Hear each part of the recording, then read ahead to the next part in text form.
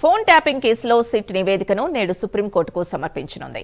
ఈ కేసులో ప్రధాన నిందితుడు ప్రభాకర్ రావు విచారణ ముగిసింది. ప్రభాకర్ రావు కుమారుడు నిశాంత్ రావు ఆర్థిక లావాదేవీలపై కూడా సిట్ అధికారులు ప్రశ్నించినట్లు సమాచారం. మొత్తం 14 రోజుల సుదీర్ఘ విచారణలో ప్రభాకర్ రావు ఏం చెప్పారనే దానిపై ఉత్కంఠ కొనసాగుతోంది. ఈ కేసుకు సంబంధించి అనేక ప్రశ్నలకు సమాధానం చెప్పనట్లు తెలుస్తోంది.